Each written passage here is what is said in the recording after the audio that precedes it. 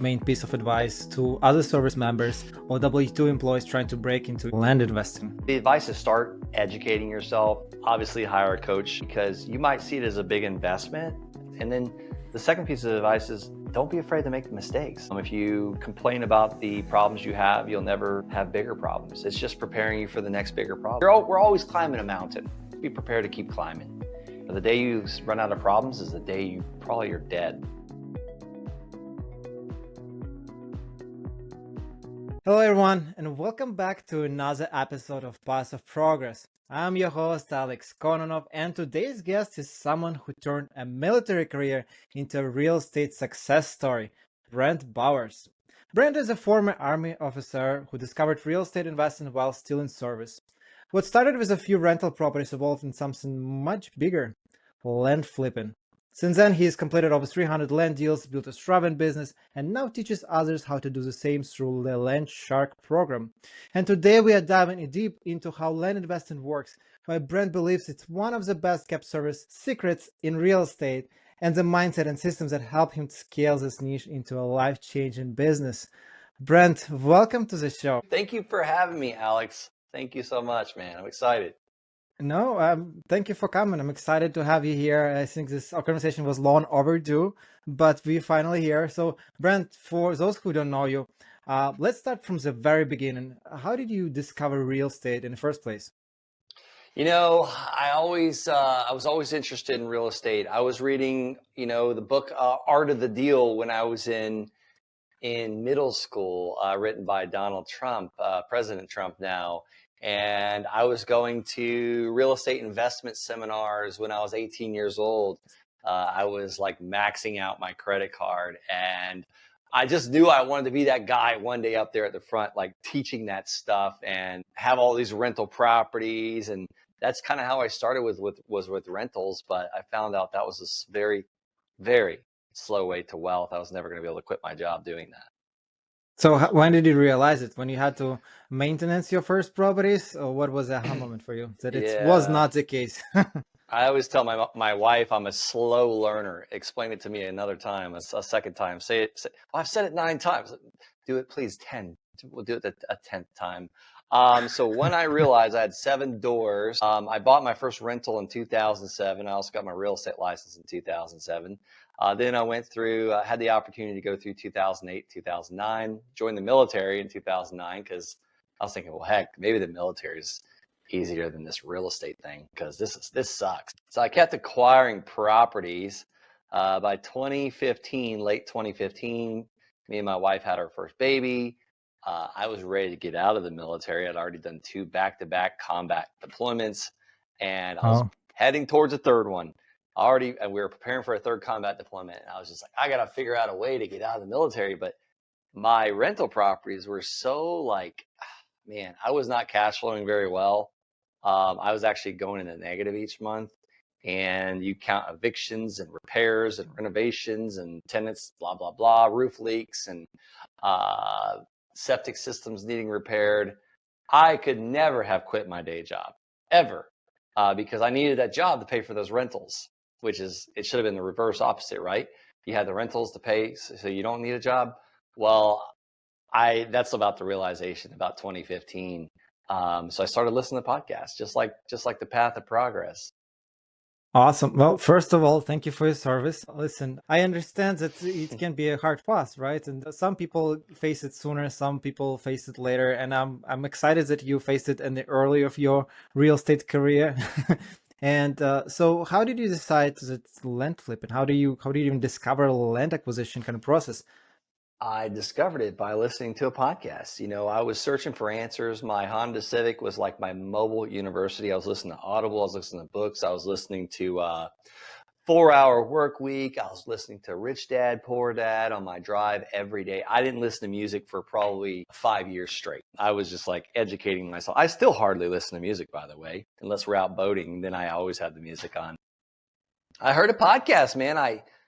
I just was like listening, and then I'd never heard anybody talking about making money with raw land. And I'm from Okeechobee. Like, there's a lot of land in Okeechobee, Florida. And I always thought you had to be rich or a cattle farmer to own land, or a dairy farmer. Really, that's the only people that own land Okeechobee, and I didn't have time to buy land and wait. I didn't have the money to buy the land. I needed to make money today. That's why we get into business, right? Because I wanted to get out of the military. And I really wanted to get out because my first marriage didn't work out because I was always getting deployed. And I didn't want a second marriage to fail, this time with kids. And I saw the writing on the wall. I thought it was going to happen again. But heard this guy talking about flipping land, and he was like doubling his money overnight. And like he would go to these auctions and buy this land for $200, $300, $400 and then sell it for like $800. And I was like, okay, that's fast money. So I immediately took action. I couldn't go to the auctions. I was working like 14-hour days for the military, probably 6 days a week at that time. And we were about to go to the field, which I was going to be away from home for like 3 weeks. So what did I do? I did the next best thing. I took a handwritten postcard. If anybody wants a copy of this postcard, we still get results from it today.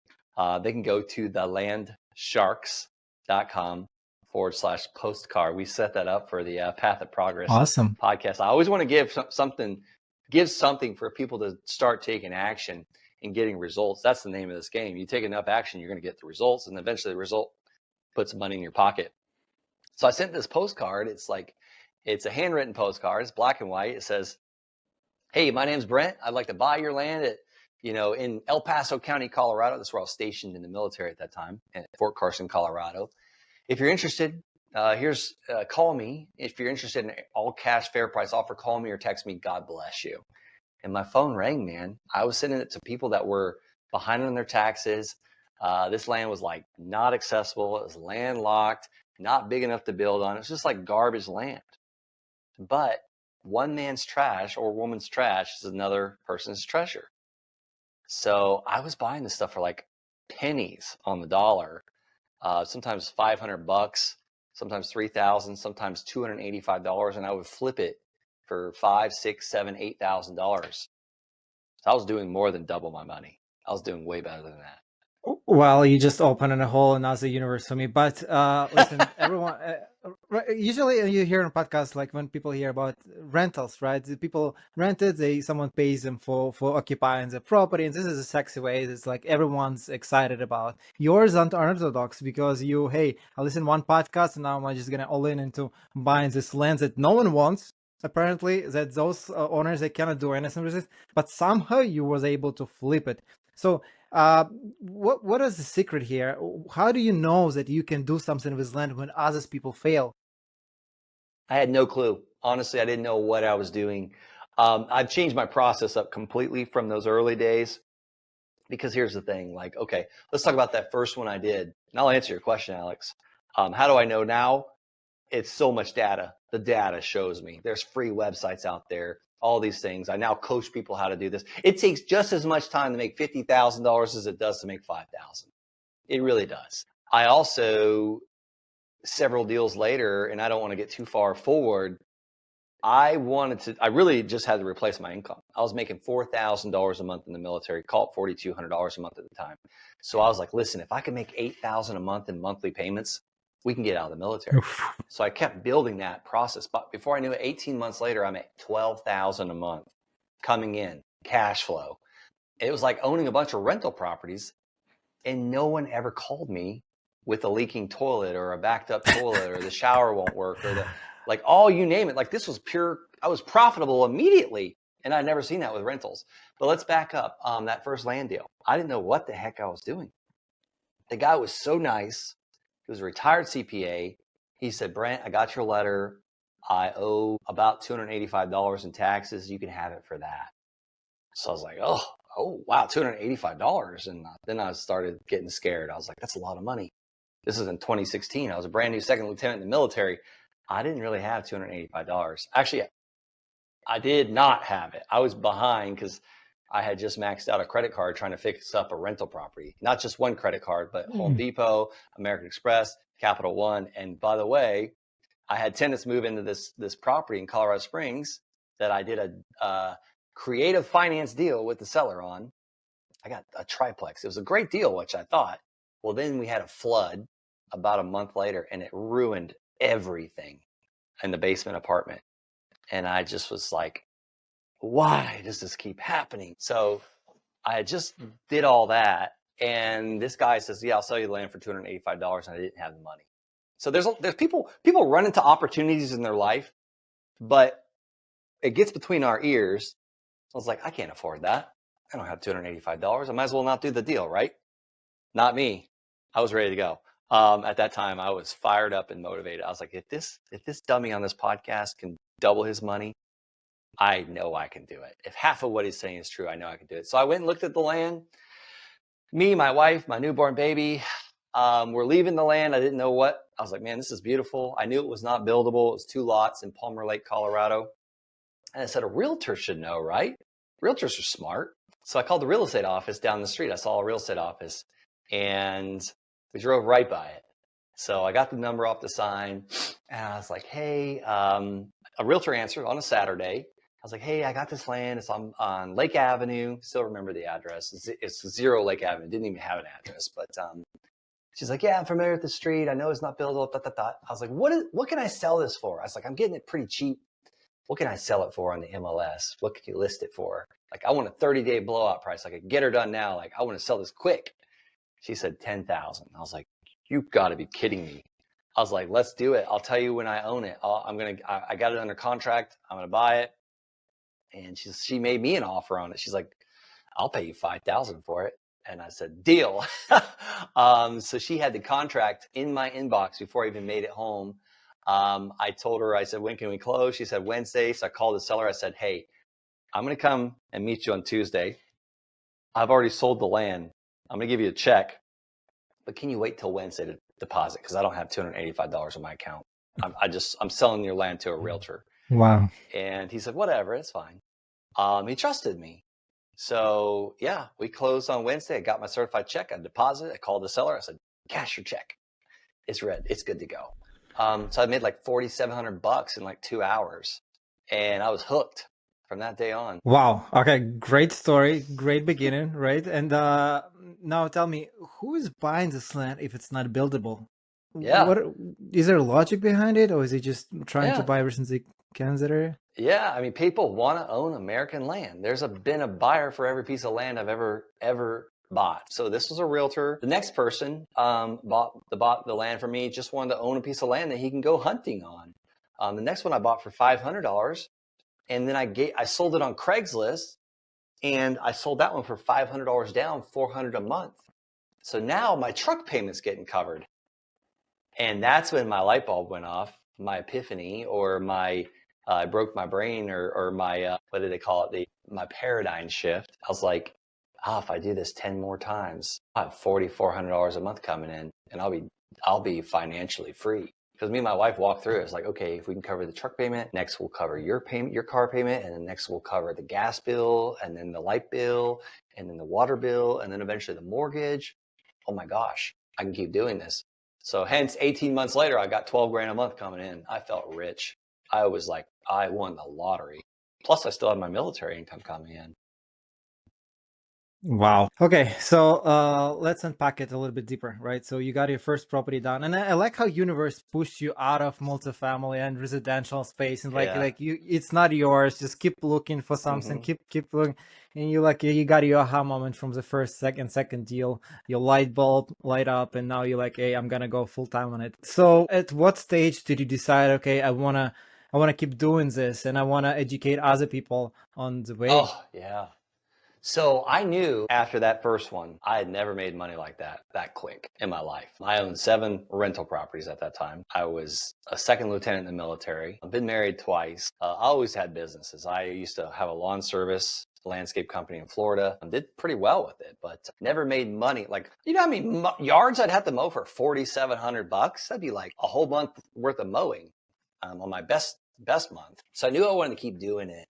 And I knew I had about 3 years so I can get out of the military. So I put it in my packet, I got accepted, and I told my wife, I said, we're not going to touch this money for 3 years. I'm just going to keep reinvesting it. I'm going to keep doing bigger deals. I'm going to keep learning. So I did about 300 land transactions in that 3 years. And when I got out in 2018, I had so much money coming in each month that I went from working like 12-hour days, 5-6 days a week, to having all this time. because I didn't have to work anymore. And I had a really good month too. May 2018, when I got out, I actually made a $55,000 net profit on one land deal that I didn't even have to buy. I just sold my contract basically. Wholesale. And yeah, wholesaled it. I was going on all these coffee appointments. I love talking to people. I love getting on podcasts. I'd never been on a podcast in 2018. But I was giving out all this free information. People were taking me out to coffee. I was paying for the coffee a lot of times because I felt bad, because I knew I was like, they were just trying to figure out how to do this, and I'm making all this money. So I was buying all these people coffee, giving out all this free information. And then I had a mentor that I'd been learning from for years, paying him. And he's like, how's the land going? And we were walking through it. He's like, have you ever coached anybody on it? I was like, yeah, I coach people every day on it. He's like, what's the results look like? How are they getting results? And I was like, no one's doing anything with it. I was so mad. It's like, no one's doing anything with it. I'm just wasting my time. And he's like, I told him one story. I was giving my whole entire business plan out to this guy, and he's like texting, like just was being so rude, like texting while I was taking my time away from my family to meet him in a coffee shop. So I was like, I'm not giving people free information ever again. And his name is Tom Kroll. And he's like, yeah, you dummy, because they don't value it. They didn't pay you anything for it. And I also found out, like, librarians, they got all this knowledge around them. They might read the books, but they don't take action. There's a reason why they're not the richest people in the country, because they didn't pay anything for it. He's like, yeah, you got to start charging. I was like, well, what do I charge? He said, you'll figure it out. And I didn't know what to charge. So someone came up to me like about a couple weeks later. I gave a presentation at a meetup that me and a friend started. We did a real estate investor association meeting, and his name is Lance King. And I actually did a podcast with him, but he said, how much? I was like, how much for what? Because I was looking for lenders. I wanted the lenders because I wanted to do bigger land deals, because you can make $50,000 just as quick as you can make 5,000. And he said, how much to teach me your land business? And I was like, $1,000. It just came out of my mouth. And I was like, oh my God, $1,000. And I'd forgotten all the money I'd spent and all the lessons I'd learned. But he's like, okay, how do I pay you? And I was like, I don't know. So Lance King today has like $40,000 a month coming in. He lives in Maui in Hawaii with him and his 6 children and his wife, living off his land income. So I actually took on 16 people all at once and trained them all at one time. They all got a land deal. And then I built a course around it by all the questions that they asked, and figured out what made them successful. Because at first I didn't think I could teach anybody this. I didn't think anybody else could do this but me. They call that imposter syndrome. And I struggled with it for years. But now I honestly believe that I'm a better land coach than I am a land doer. I've done a lot of land deals. I still do land deals, but my students are making $500,000 on a land deal. And the most I've ever made on a land deal is $100,000 net profit. I'll say it. Like, I own a $1.2 million parcel of land. I own millions of dollars of real estate, but I see my students get a $500,000 net profit on one deal. Actually, to be exact, $526,000. I just had another call. I'll pause for a minute. No, it was good. I mean, your friend from Maui, it's just the best investment he had, right? $1,000 is transformed his life. Oh yeah, And he was I a like police that. officer before that. Beautiful. And what I like is that you got your proof of concept, you worked your ass off, you just got your 300 land deals, and now when you're talking to people, you understand how to value your time. And now when people actually ready to pay you for it, you're like, okay, I might as well use this, and it's exciting, right? Someone get paid for your knowledge in the reverse kind of transaction here, because usually you pay forward, and now someone's paying you, so that's exciting. I understand how it feels. But now you got from 16 people, you got your plan, you got your questions, you got your itemized process, and now you put program together. That's very exciting. I want to reverse a little bit. I know we jumped right to educational, but this is like 300 land deals. It's pretty impressive timestamp in 3 years. How did you grow your systems to kind of do that stuff? Because it's a lot of payments, it's a lot of processes. And did you work with Excel sheets, or you have to do something really custom? I actually am still learning Excel. I am terrible with Excel. Luckily, there's easynotetracking.com is who I use. Let me just double check I gave that right. So it's a note tracking software. I think it's like $45 for your first. Yeah, easynotetracking.com. I'll put a link there, but it's $45. You can have to have like 10 notes or so in there. But yeah, at first I was doing it on a spreadsheet, but once I got past 2 notes, when some people pay early, some people pay late, I couldn't keep up with it. So I started using this service. I've been using it ever since. And then I also hired a team. I had someone helping me because I was in the military still. I couldn't take the phone calls. So I paid someone to help me close these transactions. I paid her very, very well for many years. And then I ended up having 2 people. I had a virtual assistant, VA that I was paying $5 an hour to help me. So I really got help. I was paying a lot of, and I still do. I believe that, I make thousands of dollars an hour. So why not pay someone $25, $30 an hour to help me? Sometimes $100. So I found experts to help me because my dad's boss said, surround yourself with people that are smarter than you are. So I always tried to find people that were smarter than me. I've been on a lot of podcasts. I have no clue how to edit a podcast. I've never edited a podcast, but I've been on over at least 350 podcasts. And I'm the host on the Wholesaling Inc. podcast. I couldn't tell you. I know how to hit the record button. That's about it. It's more than enough when you have a right team around you, and I really like that concept. I have 2 VAs working. I don't know, I wouldn't do podcasts without that, and with this AI integration, all the help, I think it streamlines the process dramatically.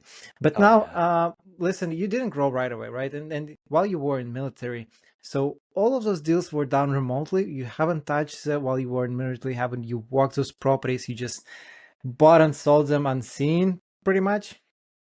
No, not all of them. The first probably, well, my sixth property I actually bought and sold unseen, but the first 15 or so were within about a 4-hour radius they were all in Colorado, so I would drive to them.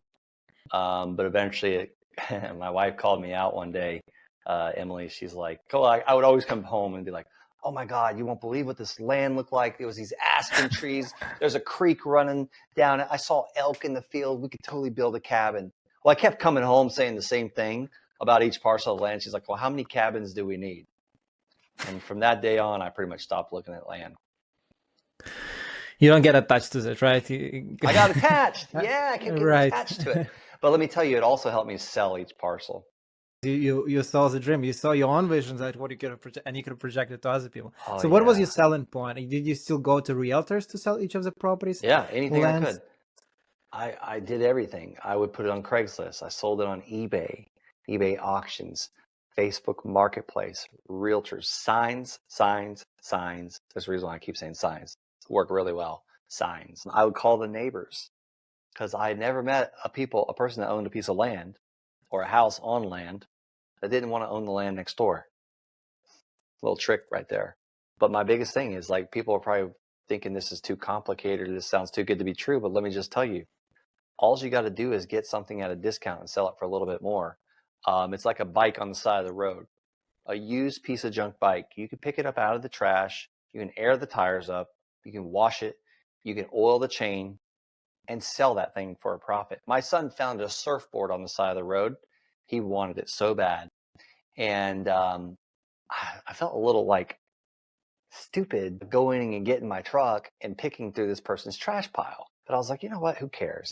He's a 9-year-old boy. Like I would have loved for my dad to do this, but I felt like stupid because like the next street over, there's all these doctors. We call it Doctors Row. So we're picking through the doctor's trash, and I felt like, oh, I'm the redneck in the neighborhood picking through the trash. But my son takes his surfboard, cleans it up, and a friend of mine offers him $50, and his mom said no.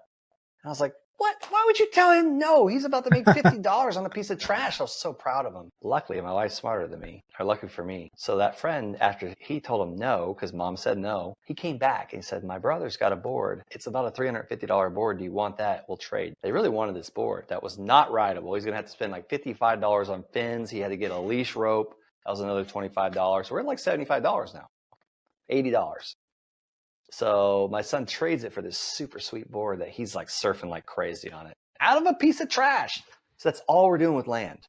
And it doesn't have to be trashy land. That's just what I started with. Not everyone starts out with junk garbage like I did. It's your first statement when we started this podcast. You have one man's trash, another one's treasure, right? And it's exactly what it is. Exactly how you feel with your land. Now you get in this experience to your son, and I bet he was excited about the deal too. And he's Oh still my using it God. to date, so it's a really good experience. But tell me, how do you price them? How do you know how much to offer people, especially if they're middle of Yeah. nowhere, like you started with those lands? There's not much comp, especially for the Yeah. land. Those were hard. Those were hard to price and comp. But Redfin has made it so much easier. Now we go in, we find demand, we find where the land's selling, we price it out, and we make offers every day. These offers go out automatically with our software program, and then people sign them and they email them back to us. So it's basically like we get emails while we're sleeping with land deals. But it's real easy with Redfin now. You just use comparable properties. You could still like figure out what that land's going for in the middle of nowhere. We find land sales specialists, real estate agents that help us as well. So I lean on other people. I lean on, once again, like I don't have to be the smartest guy in the room. I just find the smart people. So in residential and commercial real estate, we have some time for due diligence and then contract. How does it work with land flipping and land work? Do you have similar processes in place? Yeah, I always try and get, well, it depends on the land. Most of the time, I'll just get a 15-day due diligence inspection period because I'm so confident with it now, and I'll buy in 30 days because I'm getting a discount more than likely. Most of the time, I'll have my buyer in hands. I'll have my buyer ready to go before I actually pay. But if it's like a weird one or there's some uncertainty, I obviously get a bigger discount and I asked for a longer inspection period. I've had land where I had 6-month inspection periods. I've had land where I've had 1 year inspection periods. I'll tell you, I hope Austin doesn't mind, but I just had a quick coaching call with him, one of my Land Sharks community members. He's like, hey, can I chat with you real quick? I said, yeah, jumped right on the phone with him. I was like, I've been waiting to hear from you, man. How's it going? And he's like, I got 77 acres in the middle of nowhere, West Virginia. He's like, you can barely get to this property. Like I destroyed my 4-wheel drive truck getting to it. And I was like, oh, sounds like, because he likes hunting land. It's like, sounds like a great property. And I was just laughing. He said, oh, I'm getting it for 4,000 an acre. And I did the math. I was like, that's like 300,000. I was like, West Virginia. I don't know if I was thinking that's not a good deal. It's like, I got a connection with the gas company. We got the mineral rights. Basically, we're selling the mineral rights for 4,300 an acre. So I did some quick math. I was like, you're gonna make like 23 grand. He's like, yeah, and I'll own the property outright, and then I can turn around and sell it again for 1,500 an acre. I was like, that's like 116 grand. Wow. So he's gonna do over $140,000 on his first land deal. Incredible, absolutely incredible. And I'm like, I'm jealous, man. I would love to have that piece of land. I was hoping he'd ask me to borrow the money, but he doesn't need the money. He's going to do a double close and hook them up with the people that help me with my double closes. So he's going to use the gas company's money to buy the land. They're going to take the mineral rights and pocket the remaining, which is 23 grand, and then turn around and sell it again. How did he know there was a mineral and on this site? And is this The his personal seller told connection with him. the gas company? The seller told him. He said, I own the mineral rights. And I've been waiting for a while to do something, and nothing ever came. So So he I was connected like, with the gas company and really used that opportunity for that. Wow.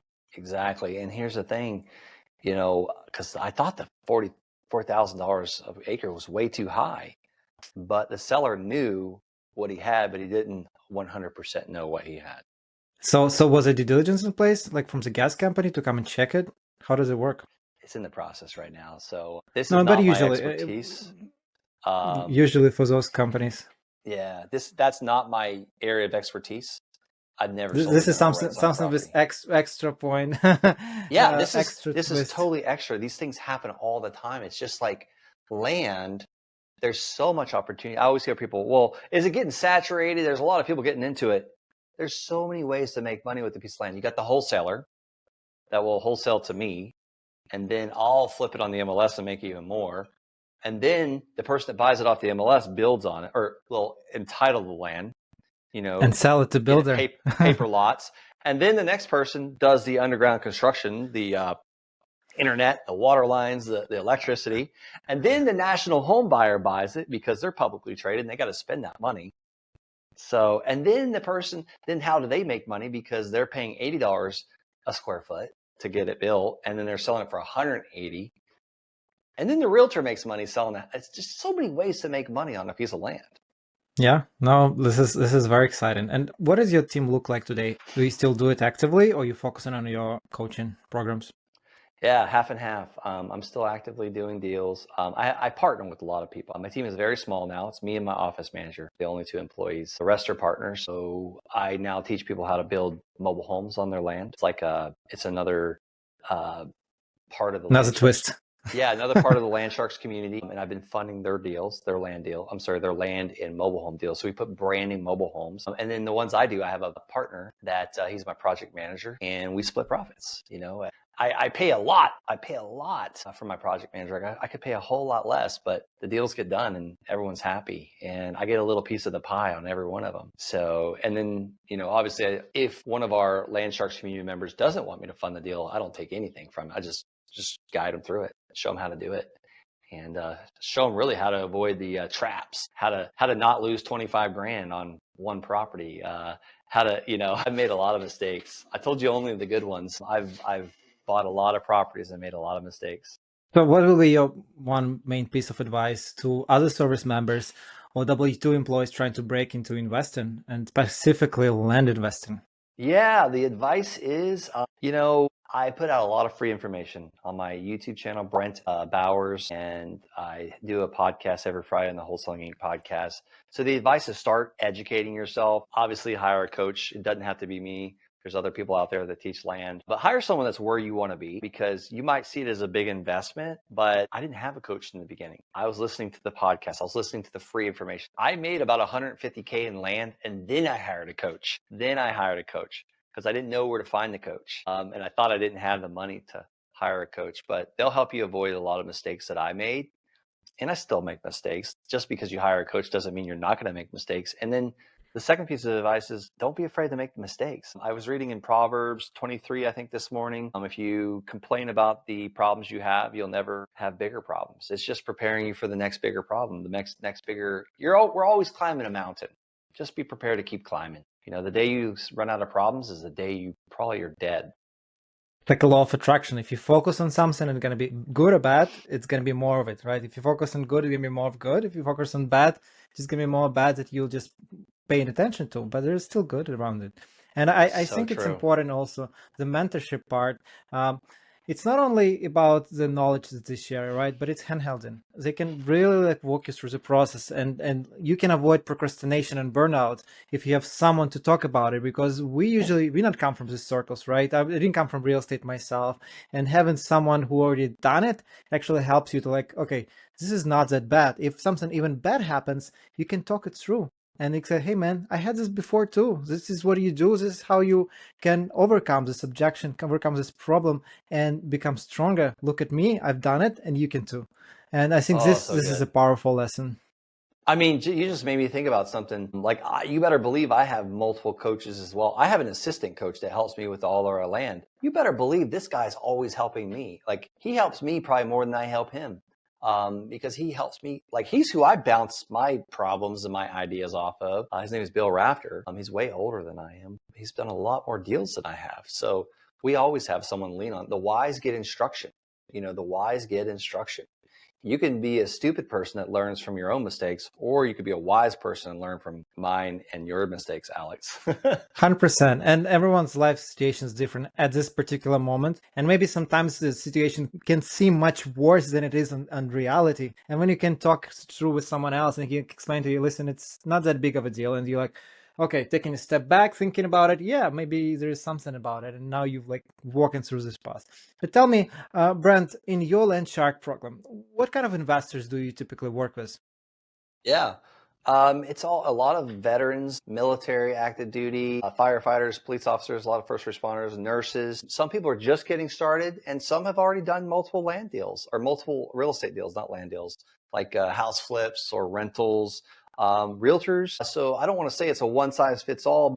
Like the people I work with, you got to be just willing to take some action. That's it. It's a little bit of blind faith. All right, I'm going to send this offer. Are they actually going to get it in the mailbox? Is it going to work? What if they throw it away? Well, so what? You make another one tomorrow. I always say it's like dating. You go and ask 10 ladies out for a date. Hopefully one's going to say yes. The No, worst thing that 100%. can I happen is think all 10 of them say yes. Then you're in big trouble.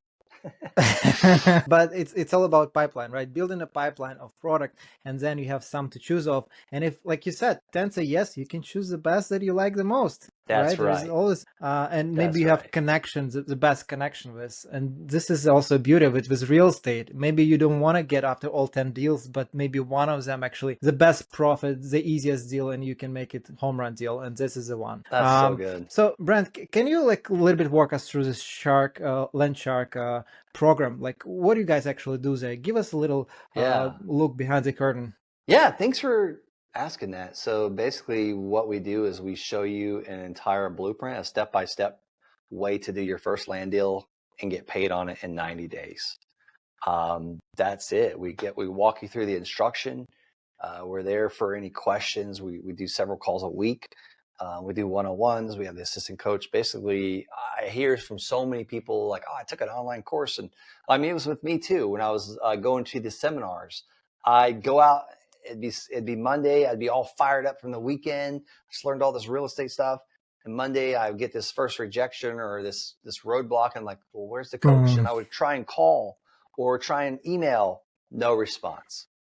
Like, dang. So like my fuel, it'd be like a supernova, that is like a star. It just ignites and it's super bright and then it just burns out. And I just kept going through Yep. that over and over and over. And when I finally started having results is when I started listening to the Wholesaling Inc. podcast. Luckily, I was listening to the Wholesaling Inc. podcast and I had them coaching me when I found the land. So I had a coach that was doing wholesaling houses from the Wholesaling Inc. podcast. And I was kind of using those strategies to do the land, but I had a lot less competition. And I think it's important for listeners to understand, if you consider coaching, get a coach who actually doing this actively today. Because a lot of coaches out there had success 3-5 years ago and they have no clue what's going on with this particular market and they don't do it nowadays. They're just too big fish and they just share some old knowledge about it. But so much changing on our due diligence, on our AI, right, integrations and all the steps that happens every day. So I think it's crucial to have someone in your team, right, as a mentor, as a coach, as a advisory group who actually doing it live today with you.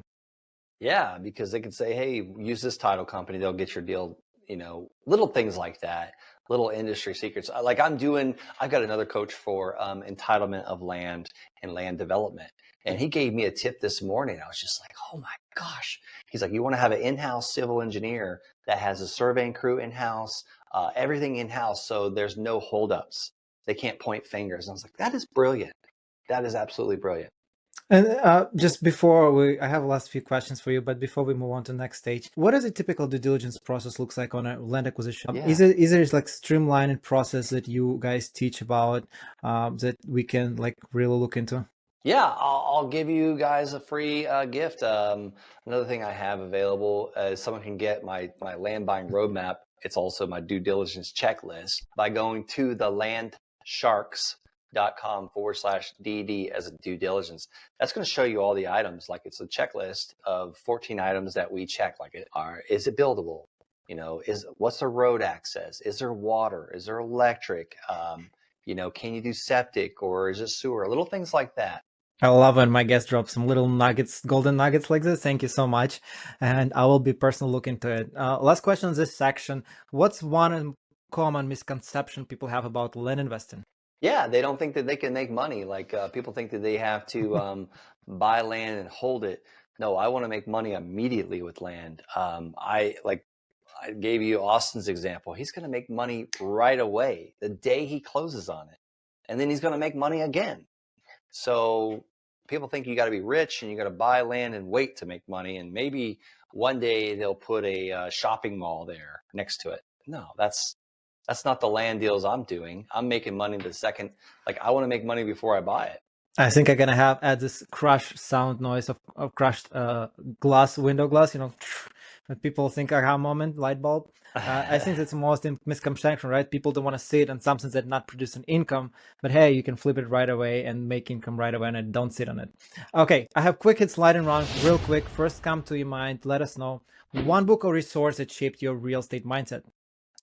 I obviously read the Bible every day, but my next book would be The Wealthy Gardener for real estate mindset. Yes, I love that book. No Most one's important you're the trait. only host that's ever known about that book. So I, you're doing something right. I love that book too. No one's ever heard of it when I've said it. I think it's, I have two little kids, so I think it resembles a lot with me about the education that it's passing about it. And the whole premise of the book is just to pass it to your son and to teach it. And I think it's very valuable and important It's a to beautiful resonate. story. Yes. Okay, next question. Most important trait for a business leader or real estate leader to develop? Consistency and leadership. You can't let your team see you down, disgruntled, and you got to share the vision with them. You got to share the vision. You got to know their vision as well. Yep, I agree. Consistency is a key. One thing you wish you knew earlier in your real estate career?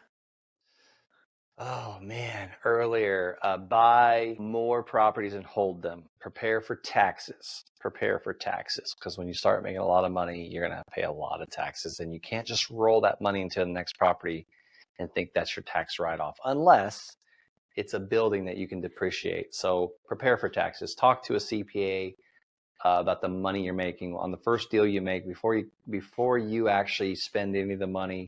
Figure out how you can preserve it and keep it. I'm on a plan now where I buy a couple buildings a year, sometimes one, sometimes less, or sometimes more, I meant to say.